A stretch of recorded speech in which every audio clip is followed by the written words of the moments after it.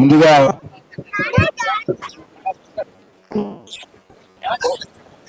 ఈ కార్యక్రమం ఏర్పాటు చేసినటువంటి వాకర్స్ క్లబ్ సభ్యులకి, అలాగే ఈ రోజు ఈ కార్యక్రమాల్లో పార్టిసిపేట్ చేసినటువంటి పురుషులకు కానివ్వండి, మహిళలు కూడా ఎక్కువ సంఖ్యలో వచ్చారు. వారికి, కళాకారులు కూడా వచ్చేటికి, కళాకారులందరికీ కూడా సంక్రాంతి శుభాకాంక్షలు తెలియజేస్తానండి. సంక్రాంతి అంటే ఇది 3 రోజులు మన పెద్దలు సంక్రాంతి పండి పెట్టారంటే తెలుగుతనం ఉట్టిపడేలాగా పెట్టారు. ఆ రోజు పెద్దలు చదువు లేకపోయినా వాళ్ళకున్న తెలివితేటలు మనకు లేవు. పూర్వం పెద్దలు చదువులు లేవు. ఇప్పుడు మనకు చదువులు ఉన్నాయి కానీ తెలివితేటలు లేవు.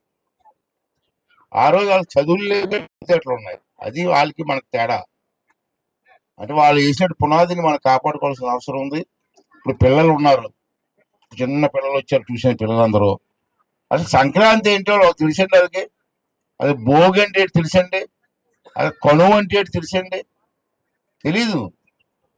వాళ్ళకి ఆ సాంప్రదాయాలు నేరకపోతే ఇంకా మనతోటి తెలుగు సాంప్రదాయాలు, మన పెద్దల సాంప్రదాయాలు కనపడవు. ఇంకా రాబోయే రోజులు కనపడవు.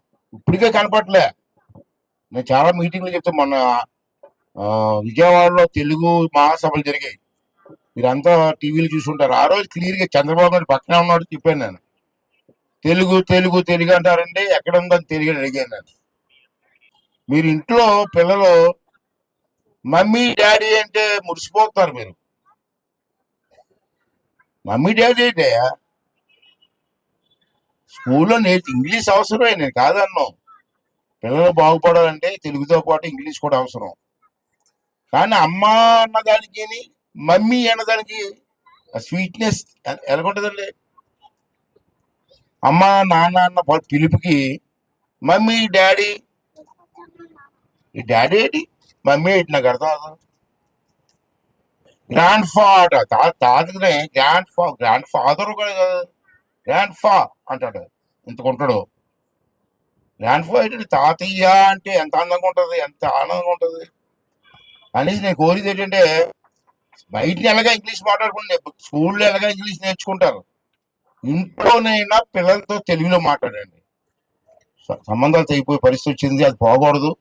మనం ఎప్పుడు పోతూ ఉంటాం, కొత్త వాళ్ళు వస్తూ ఉంటారు, ఎన్నాళ్ళు పోతాం మనం. కానీ ఆ సంబంధాలు మనవడికి, తాతకి, తల్లికి, తండ్రికి, కొడుకులకి సంబంధాలు తెగిపోకూడదు. ఆ సంబంధాలు ఎప్పుడు ఉండాలని చెప్పి నేను మనస్ఫూర్తికుంటాను. అదే తెలుగుదనం, అదే తెలుగు పండగలు. పూర్వం ప్రతి వార్డుల్లో తీర్థాలుండి, ప్రతి ఊర్లో తీర్థాలుండి హరిదాసులు ఉన్నారు. కళాకారులు వచ్చారండి, మీకు చెప్తే ఒక విషయం చెప్పలేదు. కళాకారులు నర్సీపట్నం దొరక్క మనకి రాజమండ్రికి తీసుకొచ్చాం. ప్రొవైడ్ చేయాలా. ఇవాళ ఫస్ట్ టైం ఇంత సందడిగా, ఇంత ముందు చేశారు. ఇక్కడ ఏదో వచ్చాం, వెలిగించాం, పోయాం. కానీ ఇవాళ సందడిగా, ఎంత సందడిగా ఉందండి. ఇది పండగ అంటే, ఇది పండగ అంటే ముసలి దగ్గర నుంచి చిన్న పిల్లల వరకు ఆనందించేదే మా తెలుగు పండగ. ఆ పండగను మనం బతుకున్నాం.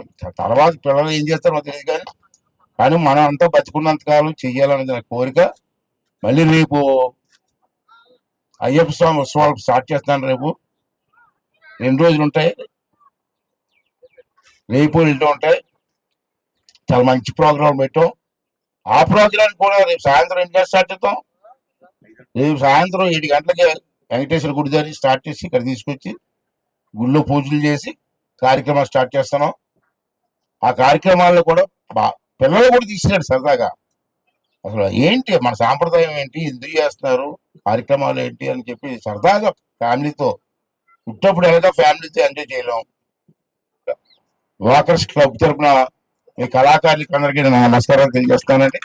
మరి ఈరోజు ఈ కార్యక్రమం పార్టిసిపేట్ చేసినటువంటి ప్రతి ఒక్కరికి పేరు పేరున తీస్తూ మరి కళ తెలుపుకుంటూ సెలవు తీసుకున్నానండి. Thank you very much.